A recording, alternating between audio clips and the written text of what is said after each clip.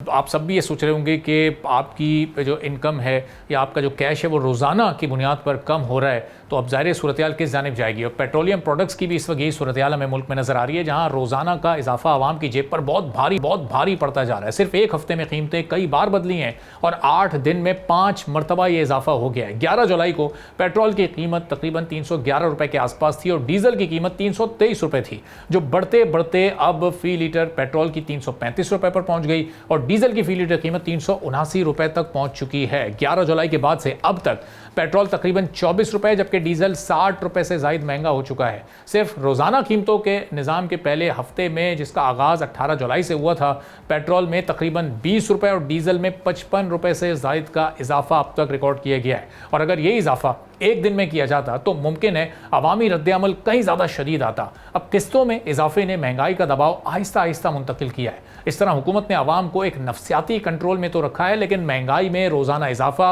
अवाम पर उतना ही भारी पड़ रहा है। हुकूमत का मौक़िफ़ इस पर मुख्तलिफ है। वज़ीर ख़जाना के मुशीर खुर्रम शहजाद के मुताबिक रोज़ाना मामूली रद्दोबदल से अवाम पर एक साथ बड़ा बोझ नहीं पड़ता।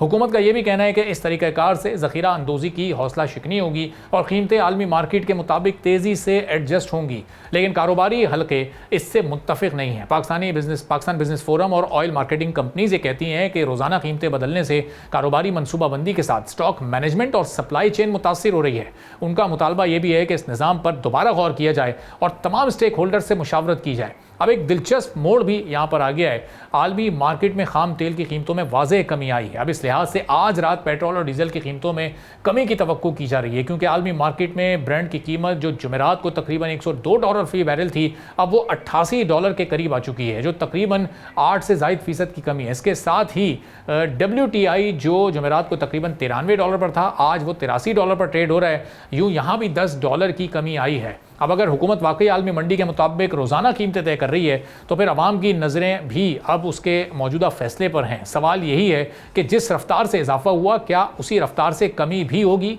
दूसरी तरफ अवामी दबाव भी बढ़ रहा है। जमात इस्लामी ने पेट्रोलियम लेवी ख़त्म करने और कीमतें कम करने का मुतालबा करते हुए 7 अगस्त को एक मुल्क गिर एहतजाज का ऐलान किया है। उनका मौक़िफ़ यह है कि लेवी अवाम पर इजाफी बोझ है, जबकि हुकूमत के लिए यही लेवी आमदनी का एक बड़ा जरिया है। असल इम्तिहान अब रोज़ाना कीमतों के निज़ाम का है। अगर आलमी कीमतें कम होने पर फौरी रिलीफ मिला तो हुकूमत का मौक़िफ़ मजबूत होगा, लेकिन अगर आलमी मंडी में कमी के बावजूद मकामी कीमतें नुमाया कम ना हुई तो आवाम और कारोबारी हल्कों की तनकीद मदद इख्तियार कर सकती है।